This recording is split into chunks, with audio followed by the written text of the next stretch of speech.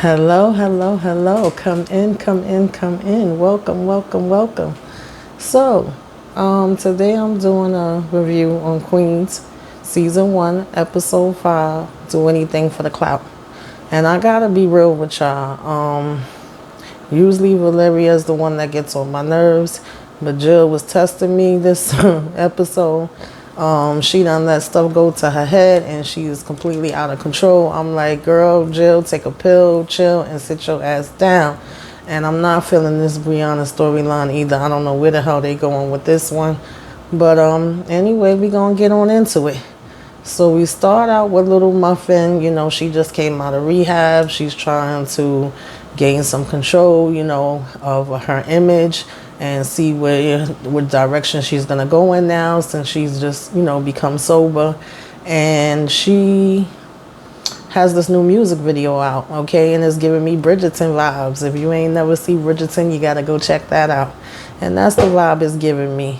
And you have E-Rock telling Naomi that he wants to spend time with JoJo by himself. Right now they have been spending time together, the three of them, getting to know each other as a family. Remember last episode is when she finally pulled them two together.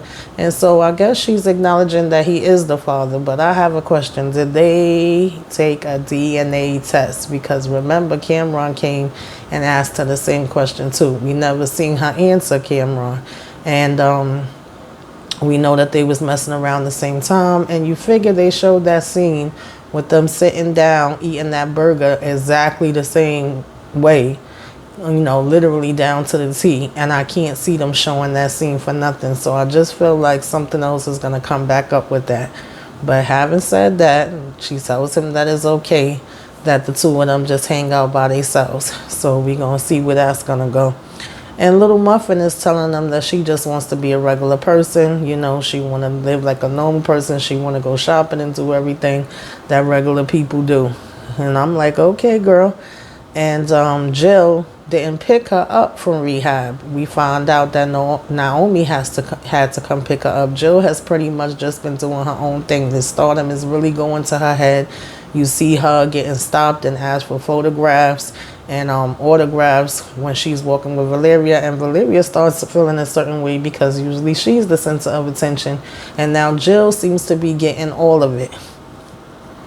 We then have Brianna sitting and talking with the mistress, making her damn tea, talking about, oh, this is what I used to drink for my morning sickness when I was pregnant. And I'm just like, why? Like, why? Throw this whole storyline away. I'm so ticked off with them for doing this. And the mistress tells her that this is awkward. And she's like, well, what part exactly is awkward? The part where you was calling my husband, where you slept with my husband, where you showed up to the funeral, where you threw up in his coffin, the fact that you're pregnant. And she's trying to basically fill it out and I guess see if she wants to keep the baby, because if she does, I get it, this would be her kid's sibling, but it's just like, still no, they really, I don't like the direction of this part of the story at all. But it is what it is, right, guys? So Valeria is complaining about her looks. Like I said, she's been feeling it. She's like, well, Jill's getting more attention to me. She's like, oh, you girls are beautiful.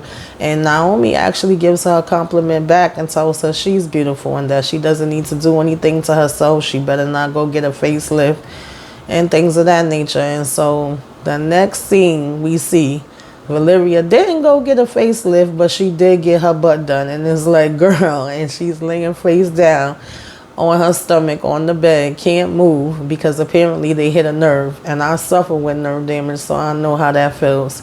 And they're like, why the hell would you do that, and then how are you supposed to perform like that? And she's like, oh, don't worry about it, I'm gonna be okay. Things like this happen. They just hit a nerve. I'll be able to get around and I'll be able to have everything together in time for the show.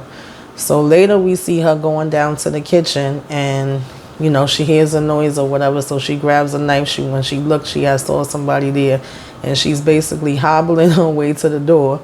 And when she gets to the door, a car goes speeding off. So she was basically like, oh, I saw you, and yeah, you get out of here or whatever. And then she's like, okay.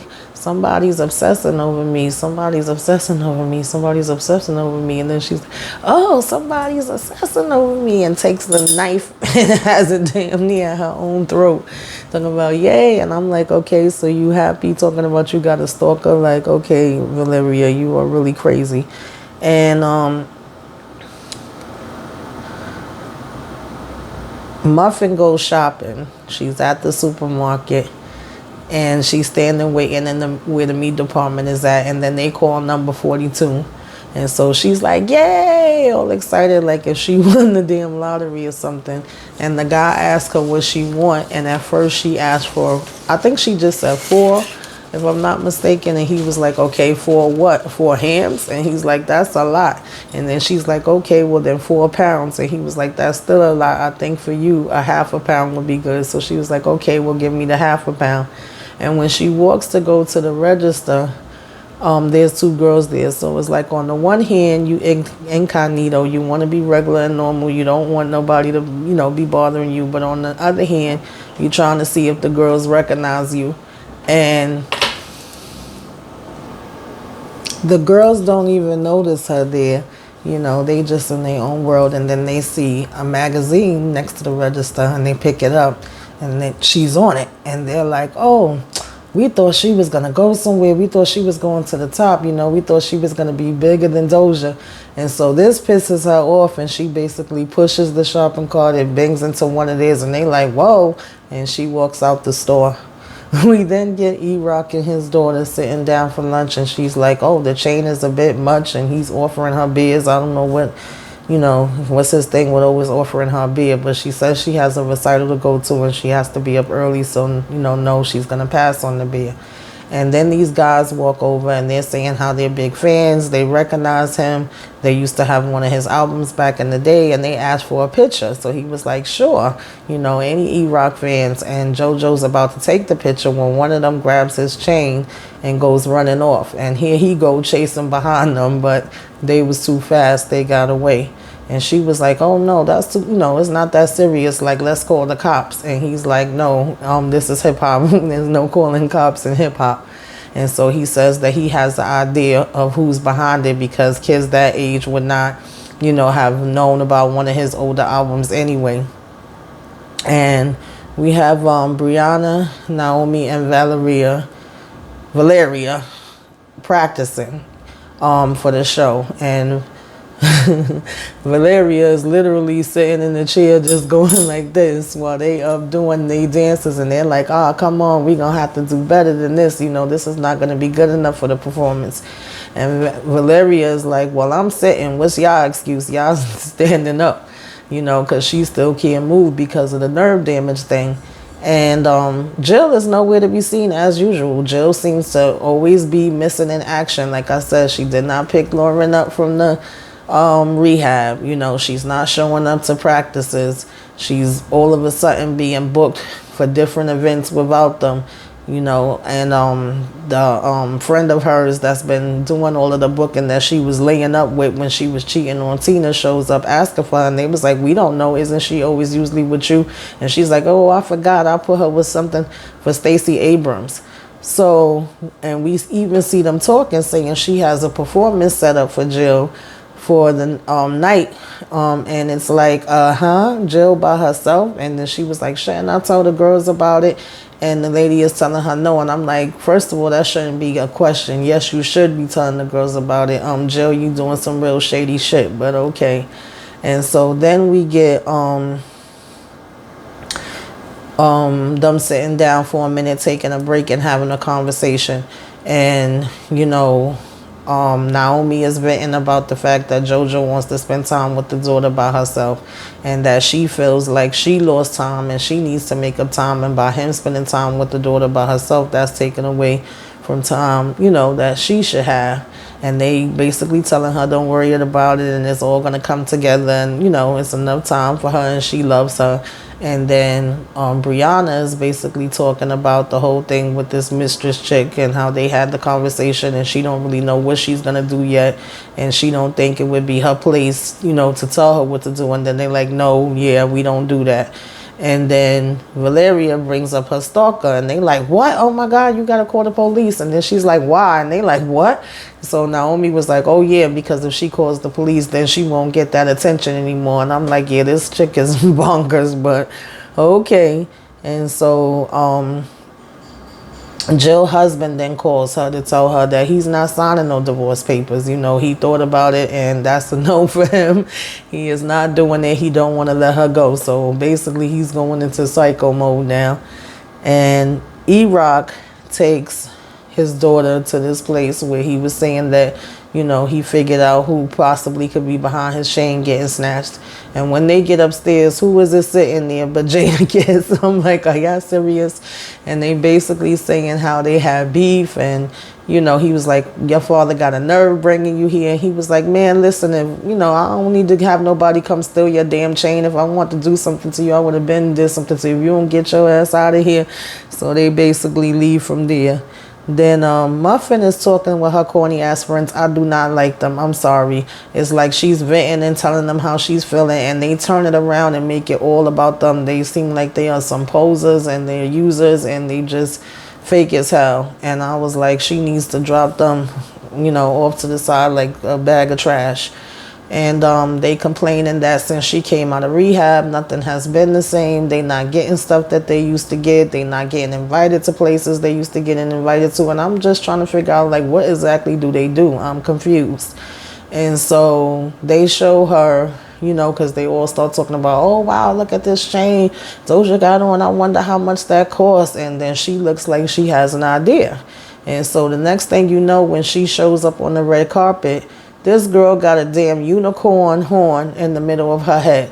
And I don't know why I thought it was just like, I don't know, some type of jewelry that they was able to, you know, put some type of glue to make it stay on her head. I'm not realizing at that time that this damn thing is implanted in her head. Like, girl, are you crazy? You literally went and had a surgery to have a horn implanted in the middle of your head? Like, okay. So when they inside of the place, you know, Valeria is still basically going into this whole beauty thing, and, you know, the attention that people are getting, and she's seeing this guy, I think his name was Fabio Foreign, if I'm not mistaken. And she's like, oh yeah, he, you know, he does this and he does that, and, you know, whatever, and thinking that she could possibly have a shot with him. But he's looking, and when he comes over, he's trying to get with Brianna, okay, Professor Sex. He's telling her that he's been interested in her for a long time, and he like her style, and he's just laying it on real thick and trying to, you know, see what's popping, if he could have a chance. And he's inviting her to Paris. So she's like, boy, do you know how old I am? And she was like, I got 5 kids. He was like, well, damn, for real, you don't look like it, you look good. And he was like, well, bring the kids too. Like, no matter which way she was trying to come to get rid of him, he was coming back with something else. And so he ends up giving her his card and his information, like, well, hit me up, you know, whenever you feel like it. So all of a sudden we see Jill's little, I don't know if she's supposed to be her girlfriend / manager now or what, get on the stage and introduce Jill, and they like, what? And she comes out with some damn nasty butchers with they performing the Nasty Bitches song, you know, with just her verse or whatever the case may be. And Naomi is basically like, and I'm like, yeah, Naomi, I'm with you. Like, boo, get the hell up out of here with that Jill. I'm telling you, she really turned me off with that this episode. And so Brianna, you know, next scene, we see that Fabio Foreign is up in his hotel room, knock at the door. And when he opens it, Brianna is there talking about, well, I can't go to Paris, but I could show you what I could do here. And I'm like, oh, okay, Brianna, I see you, girl, get it. And so JoJo finds out that the guys that stole Eric's chain was actually doing a challenge. You know how everything is damn challenges today. So it was some type of snatch a chain challenge. And she basically tells him about it because he has a conversation with her where he's like, you know, when the group fell apart and he was by himself, and, you know, this whole story of how he first got the chain, and the fact that he was planning on giving her the chain while they was at lunch. So that was cute. And Jill comes late again. You know, every time we turn around, she's either not there or she's showing up late. And she got the nerve to have a chip on the shoulder and be arguing with them and saying, well, Naomi, like you said, you used to write all the rhymes, and Brianna, you was basically doing your thing, and Valeria has always been one that gets attention and was, doing her thing or whatever. I was basically the one that was the oddball out that really didn't know myself and, didn't have nothing set up. And now things are starting to come together for me and I'm doing good. And basically y'all jealous. And I'm like, girl, bye. Okay, like I get it. Yeah, you may not have been living in your truth back then, but that's not nobody's fault, and that doesn't excuse your behavior for certain things that you promised that you was gonna, put your part in on. And if these are supposed to be your friends, it's as simple as communication, is as simple as a phone call. And she was just trying to deflect. And then Naomi's over it at this point. Brianna, all of them really are. But they like, come on, let's just, get this practice over with. Brianna, though, is like, listen, okay, girl, then bye. Like, you don't got to be with us if you're not going to be with us, all the way. And then Jill is like, okay, well, then I'll leave and I ain't got to be here, and all this different attitude. And she leaves. And Naomi's like, come on now, we going to do this again. Like, this is our second chance. And so Valeria is home and she gets a ring, her doorbell rings. And when she opens the door, she basically sees, this lady standing there with flowers. And she's like, okay, like, are you my stalker? Who are you? And the lady tells her that she's her mother. And I'm like, okay, like, is this really her mother, or is this just some random person that's popping up now and trying to say she's her mother because, she sees that she's out here making money and knows her story and knows that, she was adopted or put through foster care or whatever, or is this actually her mother? And then just still popping up because she sees that she has money now. Like, either way is not a good scenario. So, we got to find out what's going on with her, because I'm not trusting it. And, JoJo comes home after her day out with E-Rock, and she tells Naomi she loves her, and then just goes in her room and she has the chain around her neck. So I think Naomi was like, feeling good and seeing that what the girls told her was right, as far as you're not going to lose her and she still loves you, but she needs to get that time in with him too. And Brianna gets stood up at the damn abortion clinic. Like, the homegirl don't even bother showing up. She's not answering her calls and texts and stuff. And it's like, really, you asked me to go with you, knowing how uncomfortable that was for me, and I put myself out there, and you couldn't even like be considerate enough to get in touch with me and say, okay, I'm not going there no more or whatever. Like, how dare you? Oh gosh, I'm so over this damn chick. I really hope we not gonna be seeing her no more, because I can't tell y'all how done I am. And she goes to where the girl was staying at, and the roommate ends up being like, oh, well, she packed up. I don't know where she went. She, before she even said she packed up, she just was like, she left. And she was like, left where? What are you talking about? And then the roommate is like, yeah, she just left and she owed me $100. So you mean to tell me you packed up all your stuff, bounced, and you didn't tell your roommate nothing? You didn't tell Brianna nothing, and you said you didn't have nobody to go with you to the clinic. If you had a damn roommate, then you had somebody to go with you. Like, girl, oh my goodness, that pissed me off. So when Brianna gets home, she sees Jill coming down the stairs with her bags, and she like, are you kidding me? You really leaving? She was like, oh, well, you didn't want me here. She was like, well, I do want you here. This is what you were supposed to be here for, to be here for me. And she starts to tell her what happened with the mistress. And Jill is like, oh, my God, what? For real? What the hell you mean? She was like, are you serious? So at the same time they having this discussion, Brianna doorbell rings. Here come the damn psycho-ass husband, Jill husband, walking in with the divorce papers, and basically was like, I'm never gonna let you go, and sets the damn divorce papers on fire and drops them on the floor. And Brianna's trying to stomp the damn fire out, and she's telling him like, get out, get out, get out. And then Jill is just standing there looking stunned, in shock. And when he walks out, then Naomi and Valeria walk in behind and is like, what the hell is going on? And then they come and, they all hug her and surround her. And it basically transitions to another scene where they're still hugging and they're doing like this prayer before they're going to walk out to go on stage. So I guess that was supposed to show that even though they was getting pissed off at each other and arguing, whatever have you, that they did come together, and now they're going out here to do this show anyway. And they was giving her that support that she needed after, having this crazy ass come in and set the shit on fire. So, I don't know. That was the episode. What are y'all thinking so far? I still like the show, but I just don't like how Jill is acting. I really think, like, sis, slow down, And like I said, they could have kept the Brianna thing out. And what do y'all think about this girl leaving now and being pregnant? Because does that mean that she's keeping the baby and that we might have her pop up sometime later and say, well, I have the baby and this baby was from your husband. So now because you're making XYZ, I need you to help with financially with the baby. Like, I don't know. I just don't trust her. And I thought that was really random and really crazy how you was coming every minute. We couldn't stop you from calling. We couldn't stop you from showing up. But now you're going to bounce and not say nothing. That just ain't sitting right with me. So I guess we'll see what's going to happen with that. But, y'all tell me how y'all feel in the comments and like and share. Talk to y'all later. Toodaloo.